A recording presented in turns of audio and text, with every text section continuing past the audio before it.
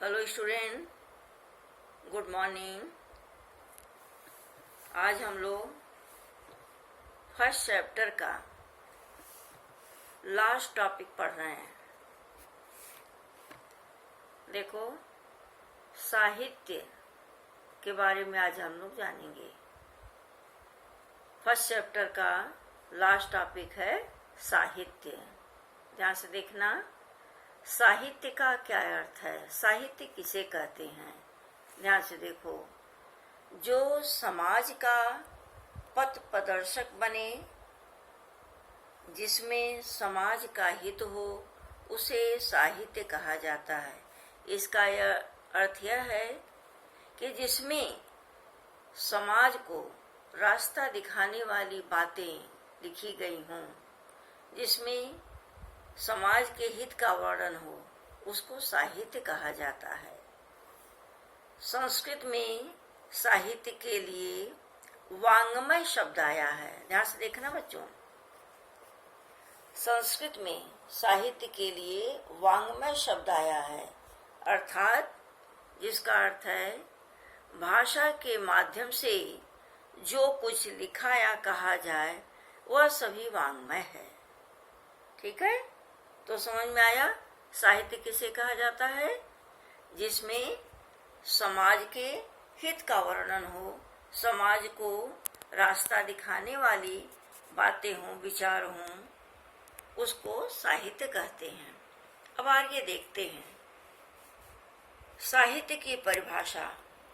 हमारे चिंतकों ने साहित्य को किस तरह परिभाषित किया है। साहित्य क्या है? किसी भाषा के संचित ज्ञान संग्रह को साहित्य कहा जाता है। समझ में आया? किसी भाषा के एकत्रित जो ज्ञान का समूह है, ज्ञान का संग्रह है, उसको साहित्य कहते हैं। ठीक है, फिर से देखो, किसी भी भाषा के एकत्रित ज्ञान के संग्रह को साहित्य कहा जाता है। अब आगे देखते हैं साहित्य कितने प्रकार का होता है। साहित्य के प्रकार, ध्यान से देखना, साहित्य के दो प्रकार माने गए हैं। साहित्य के दो प्रकार माने गए हैं। ठीक है, सबसे पहले है गद्य, दूसरा है पद्य। साहित्य की दो विधाएं हैं, गद्य और पद्य। अब आगे देखते हैं कि गद्य और पद्य क्या हैं। ध्यान से देखना, गद्य साहित्य, साहित्य की इस विधा में अर्थात इस प्रकार में, साहित्य की इस विधा में प्रकार में लेखक यानी लिखने वाला अपने भावों और विचारों को व्यवस्थित भाषा और रचनात्मक प्रक्रिया व्यक्त करता है। ध्यान से देखो, गद्य साहित्य में क्या होता है, जो लेखक है वह अपने भाव और विचारों को एक व्यवस्थित भाषा में और रचना के रूप में अपनी प्रक्रिया व्यक्त करता है, अपने भावों को व्यक्त करता है। समझ में आया? अब देखो, गद्य के कितने रूप माने गए, गद्य के कितने रूप हैं। जो गद्य साहित्य में माना गया कि लेखक अपने भाव और विचारों को व्यवस्थित भाषा में और रचना के रूप में अपने भावों को व्यक्त करता है, तो उसके कितने रूप माने गए हैं। लेखक कहानी के माध्यम से, कथा के माध्यम से, पत्र, निबंध, संस्मरण, कोई अनुच्छेद लिखकर, संवाद लेखन लिखकर, उपन्यास और किसी के जीवनी लिख के, रेखा चित्र, नाटक आदि के रूप में लेखक अपने भाव और विचारों को व्यक्त करता है। समझ में आया? साहित्य के इस प्रकार में जो गद्य साहित्य है, इसमें लेखक अपने भाव को अनेक रूपों में व्यक्त करता है। कहानी के रूप में, कथा लिखकर, निबंध लिखकर, संस्मरण लिखकर, उपन्यास लिखकर, जीवनी लिखकर, नाटक और एकांकी आदि लिख करके अपने विचारों को व्यक्त करता है। यह है साहित्य का गद्य का रूप। ठीक है, आगे देखते हैं प्रमुख गद्य लेखक या साहित्यकार। ठीक है, तो गद्य लेखक बहुत से हैं जिनको प्रमुख माना गया है। कुछ लेखकों का यहाँ वर्णन हम बता रहे हैं, उनकी कुछ रचनाएं हैं यहाँ। जैसे प्रेमचंद ने मानसरोवर, गोदान, मंगलसूत्र आदि रचना किया। मंगलसूत्र, गोदान, मानसरोवर ये सारी रचनाएं प्रेमचंद की है। प्रेमचंद की बहुत सारी कहानियां फेमस हैं जिससे हमें बहुत शिक्षा मिलती है। जयशंकर प्रसाद इसी प्रकार हैं। ध्रुव सामनी, चंद्रगुप्त, स्कंदगुप्त ये सभी नाटक हैं। नाटक के रूप में जयशंकर ने अपने भावों और विचारों को व्यक्त किया है। आचार्य चतुरसेन, वयम रक्षामा, सोमनाथ, वैशाली की नगर वधू ये सब रचनाएं हैं इनकी। इन्होंने इनके माध्यम से अपने भावों को व्यक्त किया है। मणिकलाल मुंशी ने युधिष्ठिर, बंसी की धुन इस पर लिखा है जो बहुत ही रोचक है। आगे देखो, वृंदावन लाल वर्मा, धर्मवीर भारती, चंद्रधर शर्मा गुलेरी आदि बहुत प्रमुख साहित्यकार माने गए हैं। अनेक साहित्यकारों ने अपने भावों को अनेक रूप में व्यक्त किया है। समझ में आया? तो हमने गद्य के रूप में साहित्य को देखा। अब हम आगे देखते हैं गद्य का दूसरा रूप क्या है, पद्य। देखो, पद्य साहित्य क्या है? बच्चों ध्यान से समझना, पद्य साहित्य क्या है। इसे काव्य या कविता भी कहा जाता है। पद्य को काव्य या कविता भी कहा जाता है। ध्यान से देखो, गद्य साहित्य को, जो गद्य साहित्य में जब लेखक ने अपने भावों को व्यक्त किया तो उन विचारों को व्यक्त करने वाले को लेखक कहा गया। यहाँ क्या है, पद्य साहित्य में जिसने काव्य लिखा, कविता लिखा, उसको कवि कहा गया। ठीक है, गद्य लिखने वाले को लेखक कहा गया और पद्य लिखने वाले को कवि कहा गया।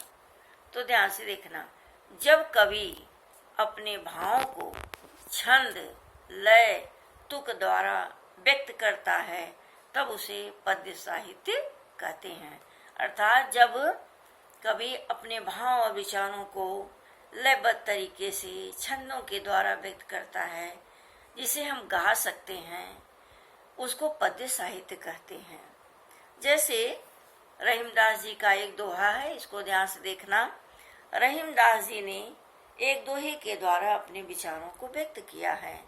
दोहा देखो बेटा, ये तुम्हारा परिचित होगा, नहीं जानते तो अब देखो। रही मन धागा प्रेम का, मत तोड़ो चटकाए, टूटे ते फिर ना जुड़े, जुड़े गांठ पड़ जाए।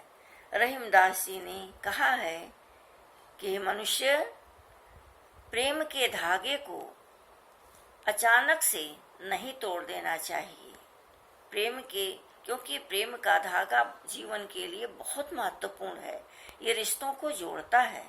तो हमें अपने रिश्ते रूपी प्रेम के धागे को अचानक से, मत तोड़ो चटकाए, अचानक से नहीं तोड़ना चाहिए। क्यों?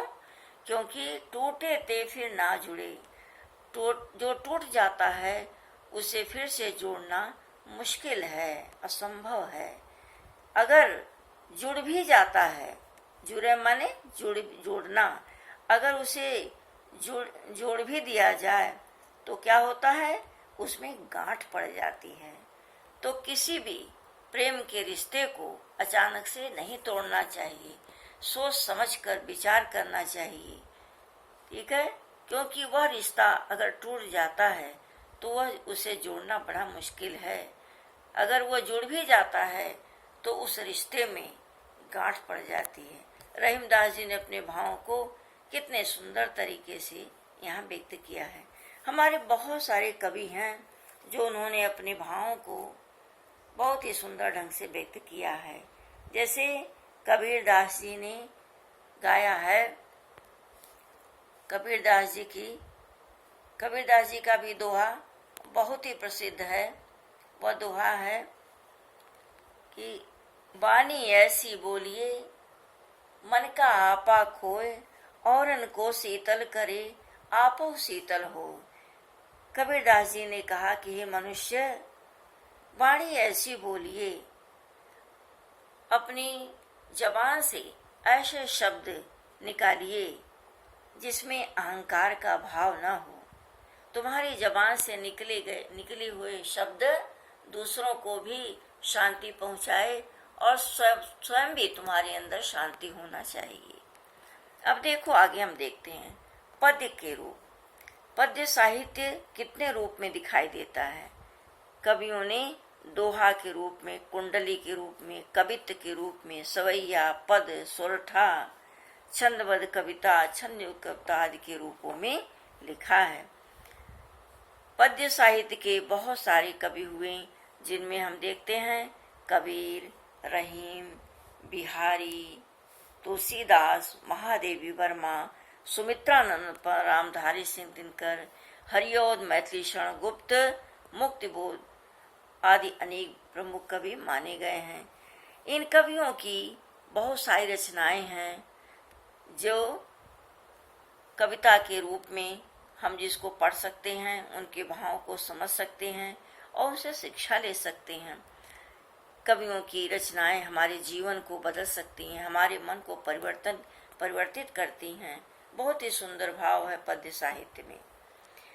अब देखो बेटा, आज लेसन 1 समाप्त हो गया। हम लोग पढ़ रहे थे लेसन 1, जिससे संबंधित हमने बहुत सारे प्रश्न तुम्हें दिए। इन प्रश्नों को तुम देख लेना, क्योंकि हर बच्चों की कॉपी में ये सारे प्रश्न होना चाहिए। ये प्रश्न दिए हुए हैं, इसके उत्तर भी कुछ बच्चों ने लिखकर दिखाया, तो सभी बच्चे ध्यान से देखें। लेसन 1 से संबंधित इतने सारे प्रश्न हैं। ये सारे प्रश्न सभी बच्चों की कॉपी में होना चाहिए। इनके उत्तर सभी लोग लिख डालेंगे और हमें दिखाएंगे। कुछ बच्चों ने दिखाया जो अच्छा लगा। ध्यान से देखो कौन कौन से प्रश्न हैं इसमें। भाषा किसे कहते हैं? भाषा प्रयोग के कितने प्रकार हैं? उदाहरण से लिखो। बोली किसे कहते हैं? भाषा और बोली में क्या अंतर है? इस सब का टेस्ट हो चुका है बेटा, लेकिन बहुत बच्चे नहीं लिखे थे और नहीं दिखाए हैं। तो सभी बच्चों से हमारा आग्रह है कि सभी बच्चे अपनी कॉपी में इस सबको लिख डालेंगे। लेसन 1 का ये प्रश्न है। लिपि किसे कहते हैं? व्याकरण को परिभाषित करो। व्याकरण के मुख्य अंगों को विस्तार से लिखो। 9वां क्वेश्चन है साहित्य क्या है? स्पष्ट करो, जैसा आज आप लोगों ने देखा और पढ़ा। 10वां क्वेश्चन है ये अभ्यास के प्रश्न तुम्हें कराए गए हैं टेस्ट से पहले। अभ्यास के प्रश्न 1 से 6 तक जो कराया गया है, ये सारे प्रश्नों के उत्तर तुम्हारी कॉपी में होने चाहिए। ठीक है बेटा, कल हम लोग नए चैप्टर के साथ यानी लेसन 2 के साथ फिर मिलेंगे। Thank you student.